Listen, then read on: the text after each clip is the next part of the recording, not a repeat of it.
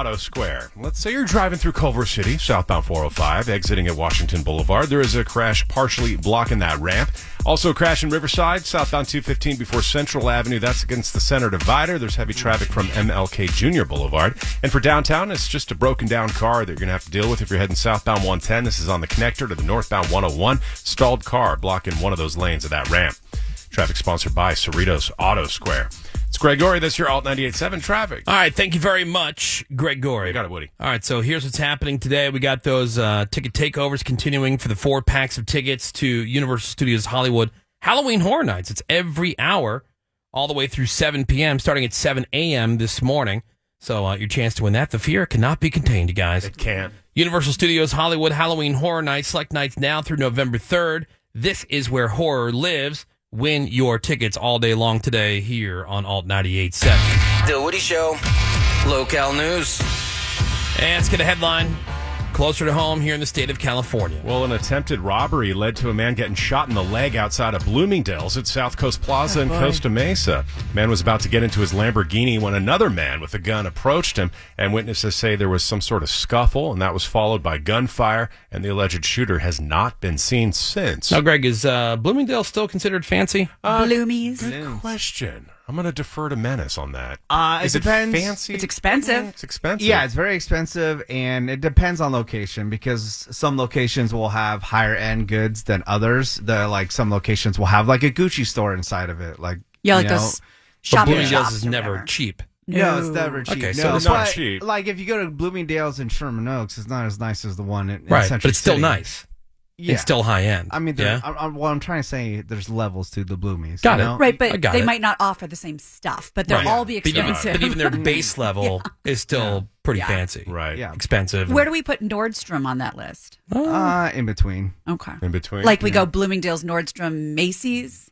Oh, yeah. Probably. Yeah, for sure. And maybe Neiman at the top.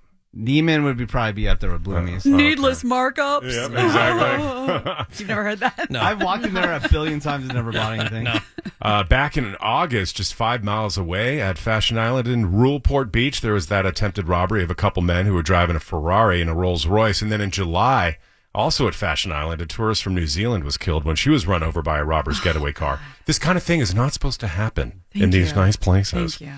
In Pacoima, home of DJ Tim Martinez, a local family-owned business got vandalized by some loser throwing rocks.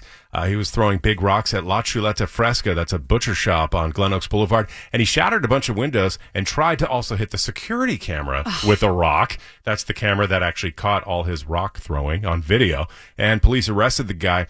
Has not been confirmed that he's homeless, but the owner of La Chuleta Fresca says homelessness is a big problem in the area and says the whole thing, quote, makes me angry. We're a small business and it just sucks. And they're also going to be out $3,500 because of that.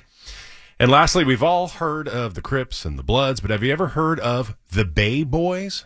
Excuse me? The Bay No. Boys?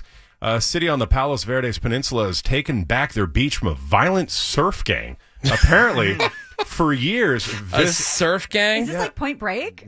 Right? That's what I was thinking. All right. So visitors to Lunada Bay would get harassed by members of this local gang known as the Bay Boys, and they would throw rocks, let air out of tires, physically confront surfers, and do other things in what local police call an ongoing turf war. Oh. So now, after years of being accused of turning a blind eye to the problem, dumb. the city of Lunada Bay is now vowing to crack down, saying the beach is for everybody. Yeah. But they were forced to do this because this response is part of the city's agreement to settle a lawsuit over the alleged lack of action against the Bay Boys. The Bay Boys. Well, I know So- like surfers, like local surfers are like pretty aggressive while you're in the water. If you're Yeah. like some noob trying to get in there.